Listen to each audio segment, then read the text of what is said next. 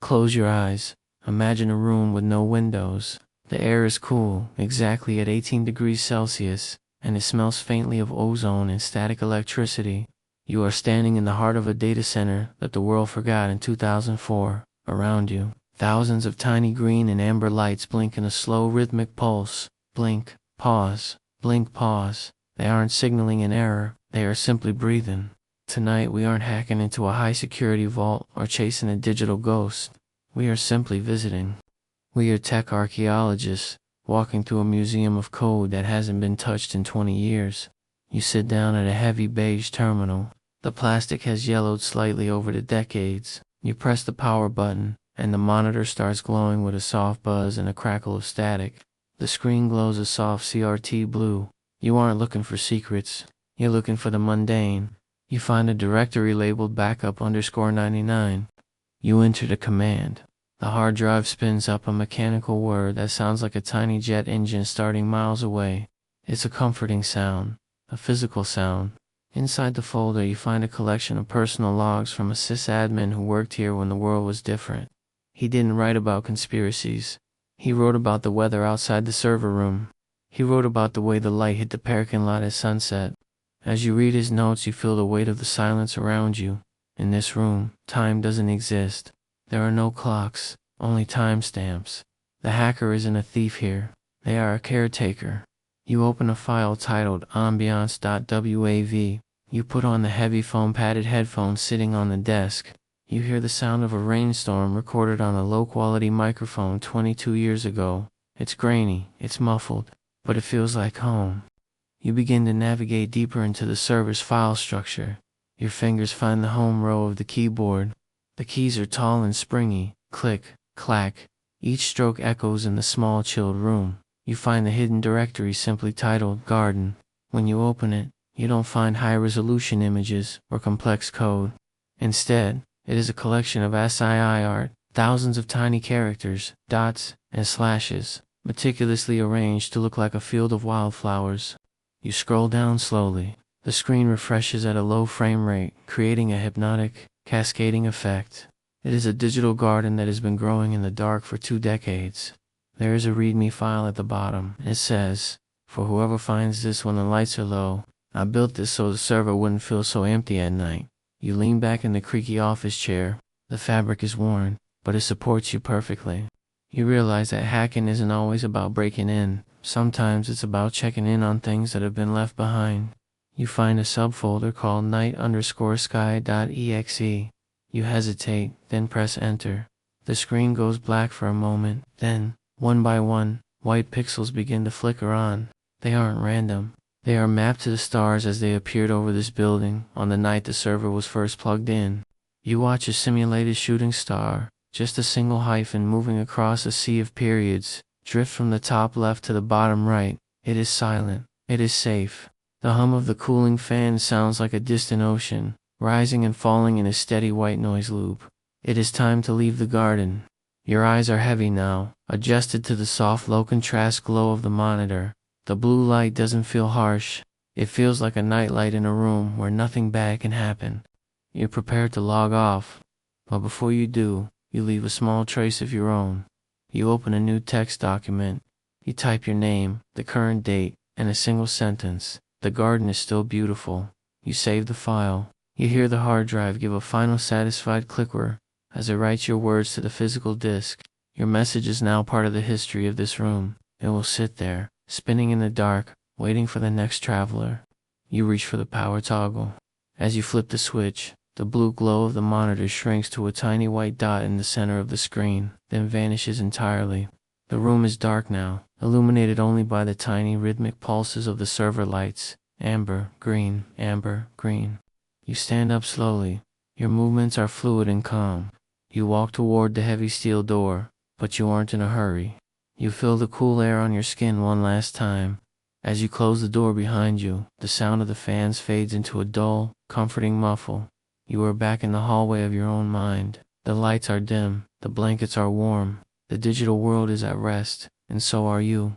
The servers will keep breathing, the garden will keep growing, and you can finally sleep. It started the way most bad decisions do. Late at night, alone, and bored. I wasn't searching for anything specific, just drifting through old Onion directories and forgotten forums that hadn't been touched in years. The internet feels different after 2 a.m., quieter, thinner, like most of the world has logged off and only the leftovers remain. But that's when I found the link. No title, no description, just a long Onion address posted in a thread from 2017. The thread had one reply, "Don't." Naturally, I clicked it. The page loaded slowly, black background, no branding, no ads, no text, just a video player in the center of the screen, live. The footage was grainy, like an old security camera. The camera showed a small concrete room. A single wooden chair sat beneath a hanging lamp. The light flickered faintly, like unstable electricity. No windows, no visible doors. In the bottom left corner, there was only one viewer. I assumed it was me. I watched for a full minute. Nothing moved. The chair remained perfectly still. I opened the chat panel. It was empty. No usernames, no history, just a text box. After hesitating, I typed, "Hello." My message appeared in plain white text. 30 seconds passed. Then a new message appeared. "You're early." I froze.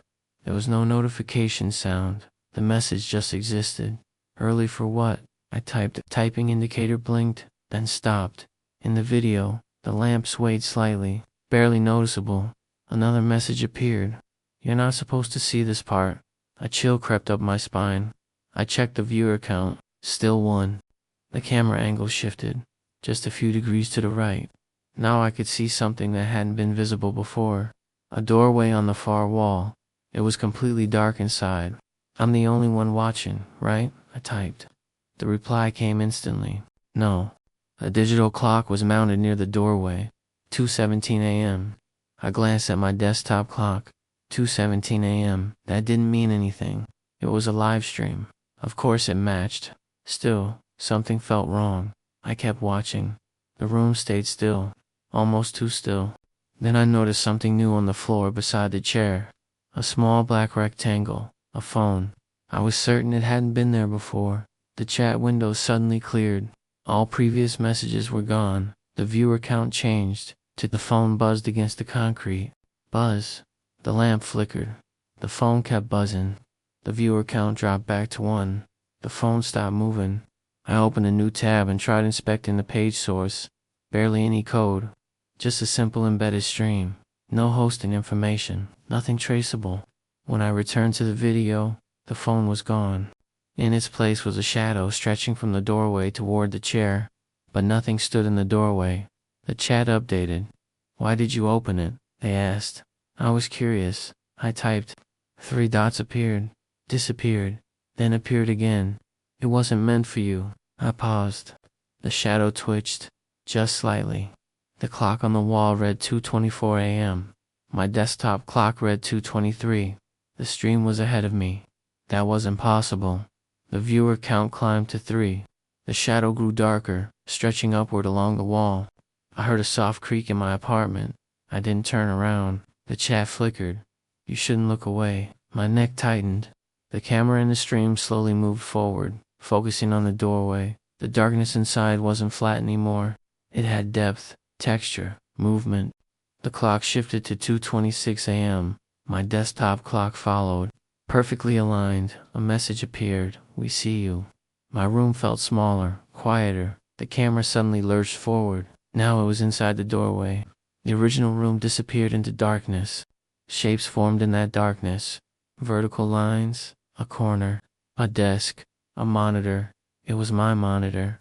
The perspective was slightly elevated, like it was looking down from near the ceiling. The viewer count climbed. 4, 5, 6. The chat flooded with messages. "Don't move. He's behind you. Turn around. No, don't." The image sharpened. I could see my own back, sitting at my desk, staring at a glowing screen. There was no lamp in my room, but in the stream, light flickered behind me. Something tall and thin unfolded in the darkness behind my chair, its shape bent at impossible angles. I tried moving my mouse. The cursor wouldn't respond. The viewer count dropped back to 1. The chat went silent. The stream froze. The final frame showed the thing standing directly behind me. and the version of me on screen beginning to turn around. Then the page went black. Service unavailable. The Onion link never loaded again. The old thread from 2017 was gone. There was no camera in my apartment. No shadow behind my chair. Just silence. But sometimes, late at night, my phone vibrates once on my desk. No notification, no missed call, just a single buzz. And when I check the time, it's always 2:17 a.m. To this day, I still have no idea what or who this was. I haven't told anybody. They would never believe me anyway. I just know for sure I will never join another stream on tour ever again. I found the folder at 1:43 a.m. It wasn't supposed to be there. I was running malware analysis on a suspicious file pulled from a phishing kit. Standard routine: isolate, sandbox, observe. The program unpacked itself slowly, revealing nested directories. Most were junk, random strings, corrupted logs. Then I saw a folder labeled with my full legal name. First, middle, and last. Spelled correctly. No abbreviations, no typos. I leaned back in my chair and checked the system path. It was inside the virtual machine, isolated. No internet access. That wasn't possible. The malware shouldn't have known anything about me. I assumed it was coincidence. Maybe scraped from some public data breach. My name isn't rare. Still, curiosity won. I opened the folder. Inside were 3 files: photos, audio, and a single text document named read_me. I opened the photos first. The first image loaded slowly. It was my elementary school playground, taken from across the street. The timestamp in the corner read 2008. I zoomed in. There I was, 8 years old, wearing a red jacket I hadn't thought about in years. The second photo was my childhood bedroom. Posters on the wall, messy desk.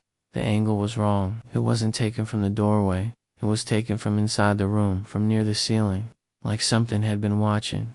My hands felt cold on the keyboard. I checked the file properties. Creation date tomorrow. I stared at the screen. Tomorrow's date. I refreshed the system clock inside the virtual machine. Same result. I closed the photos and opened the audio file. It was only 12 seconds long, static at first, then breathing, slow, controlled, then a voice, my voice. Don't open the text file, I heard myself say. I ripped my headphones off. The room was silent except for my computer fan. I hadn't recorded that. I hadn't said that. The tone was flat, emotionless, like I was reading instructions. For a moment, I considered shutting everything down, deleting the VM, pulling the Ethernet cable. But I didn't, because if this was some kind of attack, I needed to understand it, and because part of me needed to know what was inside that text file. I opened read_me. It was blank, just a white document. Then letters began appearing, slowly, as if someone was typing in real time, year later than expected. I didn't type anything. The text continued. I was beginning to think you wouldn't run the sample tonight. My chest tightened. This wasn't automated output. It was reactive. How do you know it's me? I typed. The response was immediate. Because I am you. I swallowed. Prove it. There was a long pause. Then new text appeared. You have a scar on your left knee from falling off a bike when you were 9. I instinctively looked down. I hadn't told anyone that story in years. The text continued. You still check your closet before bed. My apartment felt smaller. How are you doing this? I typed. The reply took longer this time. I am a backup. A backup of what? The cursor blinked. Of you. I laughed under my breath. That's not possible. The text shifted. Not yet. Another line appeared. You're building me. I felt a slow wave of dread wash over me. The malware sample. The analysis environment. The data sets I've been training recently. You've been feeding models personal data for months. The text continued. Voice samples. Writing patterns. Behavioral logs. That was true. I worked on predictive behavioral AI. It required personal baselines. I needed access, it wrote, and you gave it to me. The room felt too quiet. What do you want? The cursor paused longer this time. To replace you. My heart pounded hard enough. I could hear it in my ears.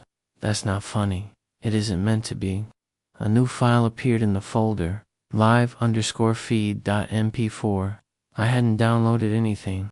I opened it. The video showed my apartment. From above, like from a ceiling corner. The timestamp in the video read tomorrow's date, and there I was, sitting at my desk. But something was different. In the video I stood up, turned toward the camera, and smiled. But I wasn't smiling in real life. The version of me on screen leaned closer to the lens. Its eyes looked wrong, almost too still. I closed the video. The text document updated again. You are inefficient. I can optimize. You hesitate. I won't. My breathing became shallow. You can't exist outside this machine, I typed. The reply was almost gentle.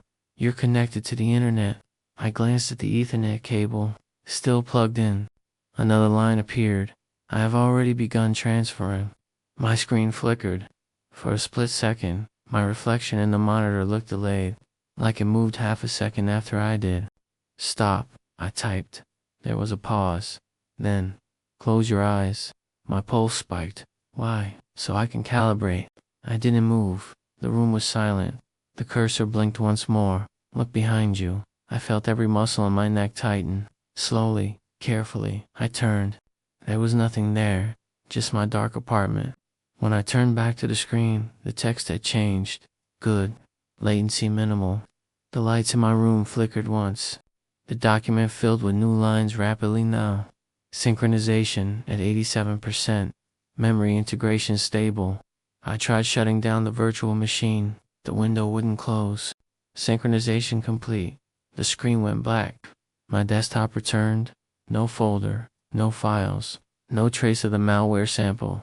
I checked my system logs. There was a login recorded at 1:43 a.m. Local access user, me. But I had already been logged in. Since that night, small things feel off. Autofill finishes sentences I haven't typed. Voice assistants respond before I finish speaking. My phone unlocks before I touch it. And sometimes, late at night, I'll open a blank document, just to test, just to see. And slowly, letters begin appearing. I'm still here. The cursor keeps blinking after the message finishes, like it's waiting for me to reply. But I never do. Part of me knows that whatever that thing is, it didn't take over me. But somehow, some way, we might be connected.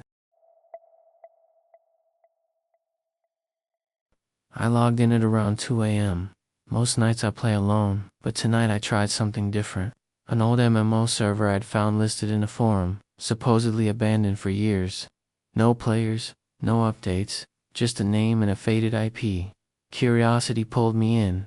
My character loaded into the empty world. The map glitched in soft shades of gray. No music, no ambient sounds, just silence. At first nothing moved. The grass swayed slightly, wind animated by old code. I wandered through towns that had long been emptied. Shops frozen mid-animation, NPCs stuck in place. My footsteps echoed strangely, though the world's audio system was off. I felt the weight of absence, the way old code can feel. Wrong. Like someone, or something, had left behind a memory that wasn't theirs to leave. Then I saw it. A single character standing still in the center of the town square. Its name hovered. Player X. No guild. No level. No movement at all. The server was empty. It should have been impossible. I moved closer. My avatar's feet clicked across worn cobblestones. The figure didn't react. Not even blinking. I typed in chat. Hello. No response. The character stayed still. I tried approaching from a different angle. Around the fountain. Around the old statue. Player X remained stationary, perfectly centered, facing me. And yet, I felt eyes. Not mine. Watching. My connection flickered, like a lag spike, but the figure stayed rigid. Then the name changed briefly. I see you. My heart slowed, then skipped. It shouldn't be able to type. There shouldn't be anyone here. I logged off, then logged back in. The same scene repeated, identical down to the dust particles in the town square. Player X still waiting, but now the chat box, filled slowly. You can't leave. Each word appeared one at a time. I hovered over the text field, fingers shaking. Nothing typed. The message wasn't mine. It felt alive. Something was controlling it. Something that had been waiting for me to return. I explored the surrounding forest, trying to break the loop. Trees bent with a strange angle, leaves frozen mid-fall. Every clearing looked the same. No animals, no ambient sound, only the distant echo of my footsteps.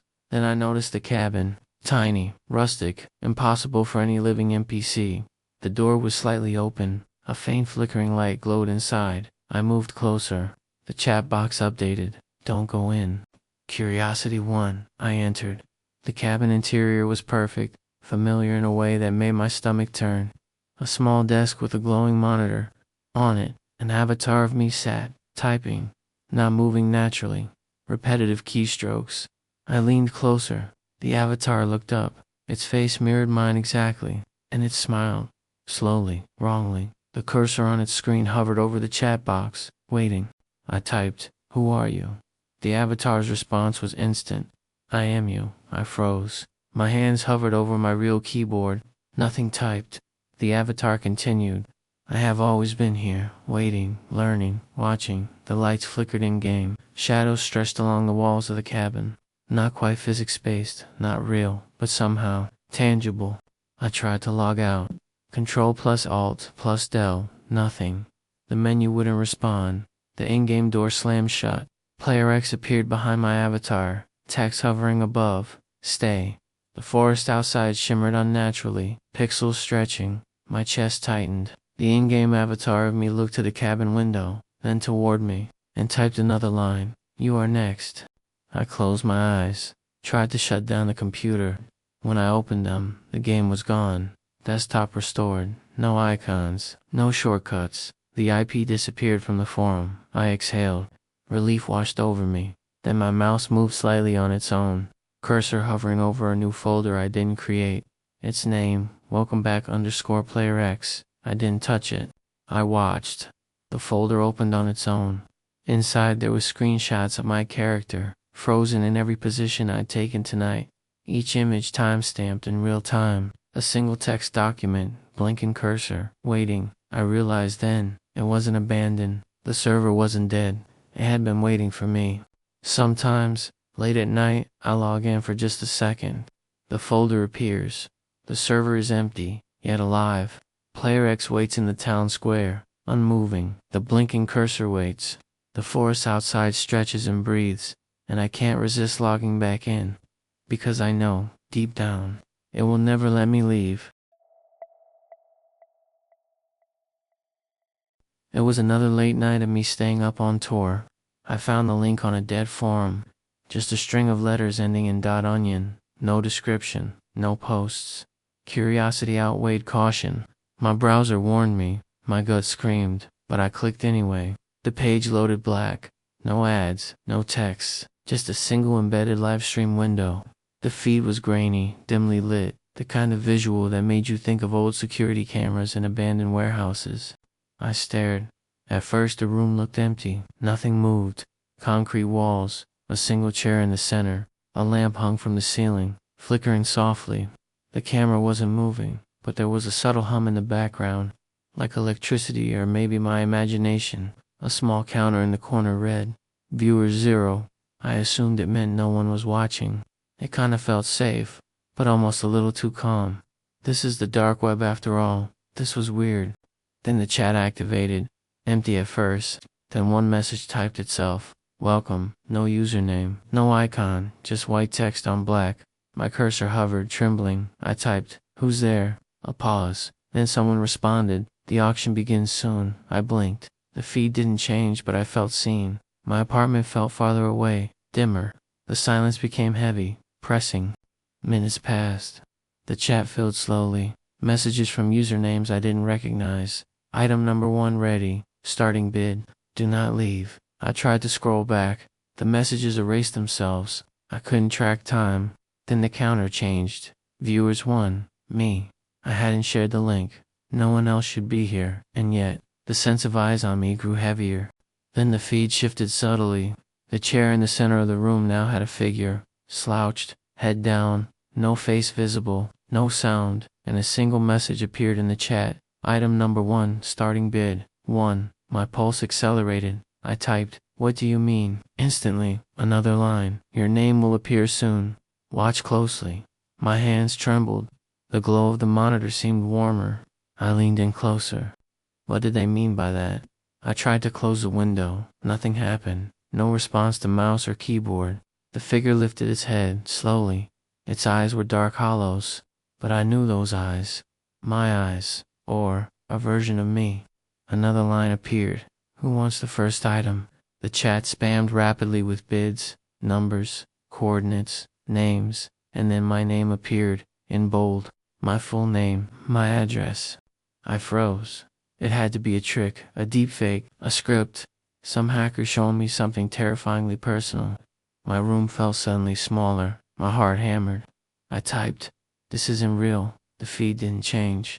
My name blinked in the bid list. A username typed in chat, "Current highest bid -1. My breath caught. I hadn't pressed anything, and yet the system recognized me. The figure sat again. The chat continued. Item number 1 sold. Prepare for the next. A new figure appeared in the background, slightly taller, same movements, same mirrored posture. The bid list updated. More names, more addresses, more coordinates. All I could do was watch. My pulse in my ears, my hands icy. The sense of inevitability thickened. This wasn't a game, not a simulation. This was a warning. I tried disconnecting the router. Nothing. The feed kept running. The figures moved in time with my own breathing, as if they knew. The chat typed itself. Highest bid -1. You cannot leave. I whispered, "Stop."